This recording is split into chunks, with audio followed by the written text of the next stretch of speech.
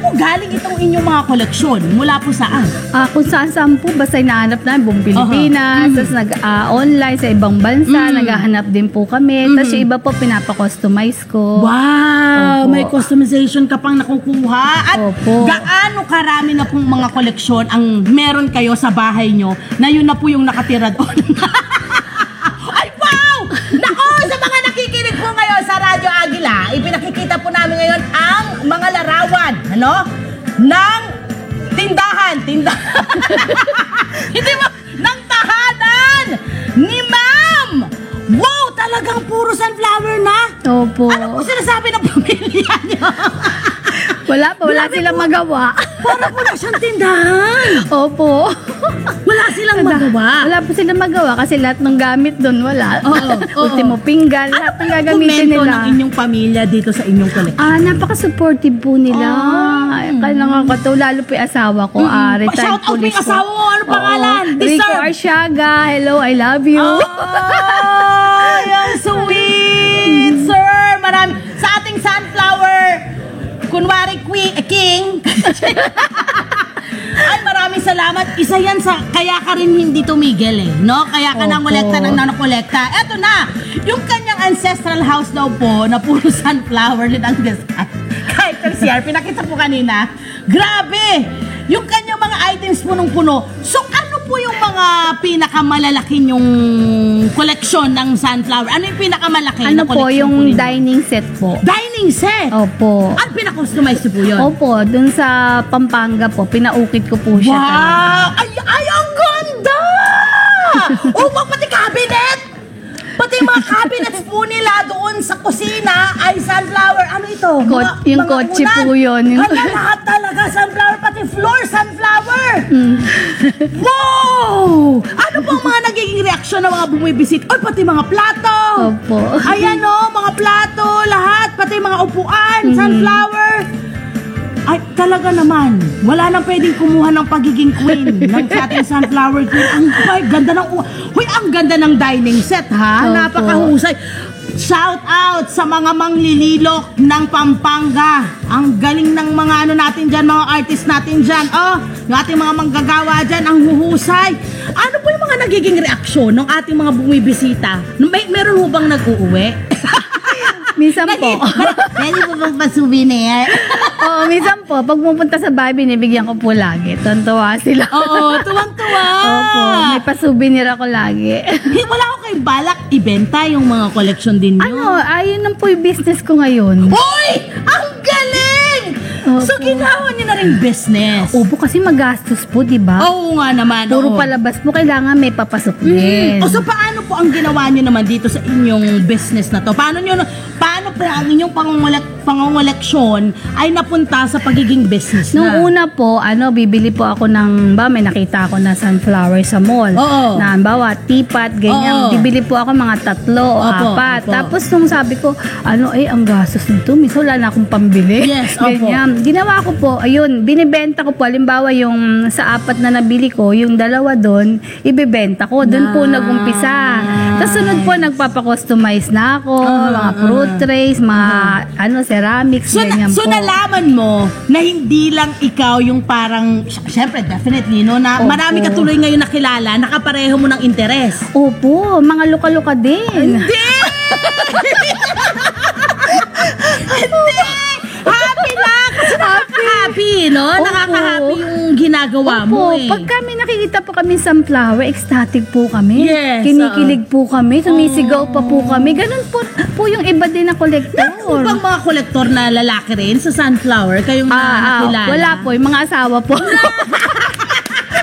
Yung mga asawa sabi, mabubudol na ang mga asawa namin. Masakit ang mga bulsa. Lalo pag nakikita ko ng asawa nila, alam na may paninda ako, magkikita-kita po kami. Patay na naman ang naman. Para may budget na para sa mga sunflower collections nila. Ako, ito yung pinakamatindi. Bukod sa naging business na po ito, malaki daw po yung natutulog sa inyo nito nung inyong pangungoleksyon nung panahon na nagkasakit po kayo. Opo, kasi nagka-COVID po ako. Nung kasagsagan ng COVID po yun. Tapos doon po, nakakatulong po pambili ko ng gamot. Wow. Tapos, opo, kasi naging PWD din po ako nung madulas ako. Ganyan. May spondylolisthesis po ako. Kaya sobra pong malaki yung nagagastos sa gamot. Ang laking tulong po niya. Tapos isa pa po, nung na-COVID ako na walang tumanggap po sa akin sa Manila, na ospital. Kasi kaanuhan po nung COVID nung time na yun. Kainitan po talaga. Opo, dinala po ako nung asawa ko sa Pampanga.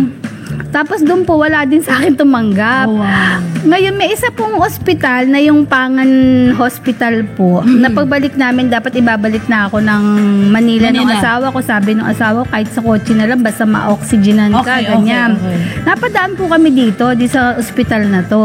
Public po siya. Tapos yun, pinasok po ako ng asawa ko doon sa emergency. Siyempre naman po na walang tao nung time na yun. Wala doon sa emergency room. Tapos in-x-ray po ako, ganyan. Sabi po ng doktora, naku mister, papatayin na po yung asawa niyo. Kasi sobra po yung COVID pneumonia po yung nangyari sa akin. Diba nakikita po ngayon yung sa mga nakikinig po sa Radyo Agila, ito yung kanyang sitwasyon. Wow!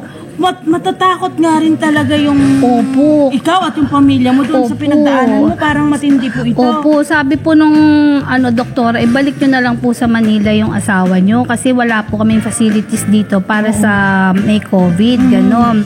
Naka-sunflower po ako nung time na yun kasi lahat po ng damit ko halos sunflower Sabi po nung doktora, parang nakita ko na kayo sa TV, kayo ba si Sunflower Queen, gano'n. Dahil po doon sa sunflower, tumawag po siya sa mga kaibigan niya na sa ibang ospital.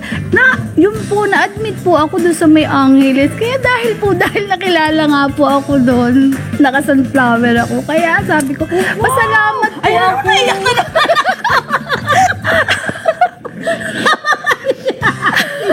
Ang wala, naiyak din po kasi pag naalala ko.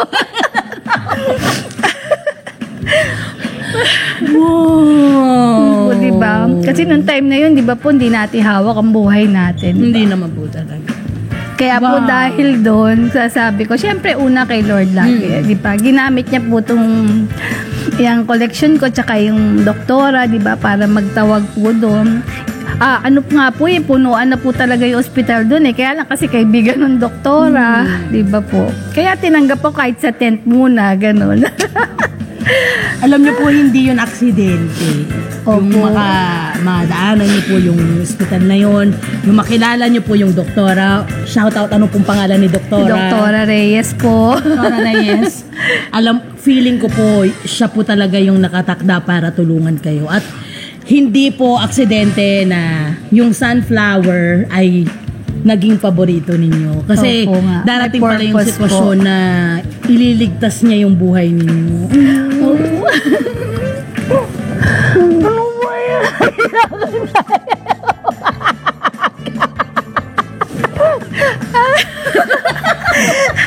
Ay, grabe. Pero ito yung pinaka-bunga namin sa'yo na ulit! Ha? Ito na tayo! Dahil dito! Luhaan na naman! Luhaan sa sinahan to! Kasi nakaka-inspire, ha?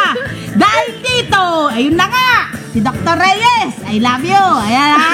Natagdagan yung mga kaibigan mo. Nagkaroon ka pa ng marami pang mga kasama. At meron na kayong grupo ngayon ng mga nagkokolekta ng mga sunflower. Sunflower Collectors of the Philippines. Ayan! Ayun, meron pa ba kayong gustong makuhang mga sunflower items? Or bahala na kung ano yung makita nyo, kung ano yung makasalubong nyo, or pag pumunta kayo sa isang lugar, may nakita kayong sunflower item.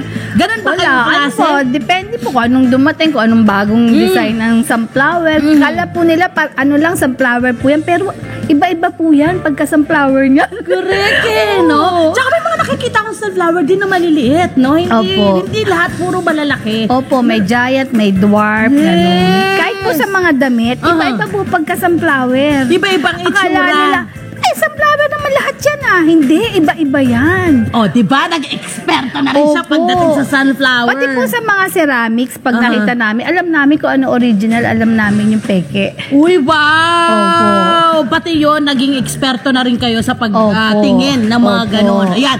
Para sa mga kagaya niyo po na gusto rin magkaroon ng sariling koleksyon, ano po yung mga tip ninyo na may bibigay sa kanila? Kung makakapagpasaya po sa inyo to, why not? Kaya lang dapat po may limitasyon. I love that. Opo, kasi minsan, syempre po nagpapasaya sa atin. Kaya lang pag wala na kayong pambili, di ba? Magiging cause din ng depression natin. O kaya po ako yung ginawa ko nga, hindi puro palabas, may papasok din. Ginawa ko siyang business para po yung sa akin na lililibre na. Yes. Kaya po dapat i-set nyo yung ano nyo. Dapat ganito lang, wag lalagpas sa ganyan. Kasi baka wala nang kainin yung pamilya nyo. Parang ang gustong sabihin sa atin ni Miss Angie, ng ating sunflower queen, bilang queen siya, no? Ay, alamin natin ano yung mga priority natin. Opo. Hindi pwede po na bili ng bili, para sa buhay lang din yan. Diba?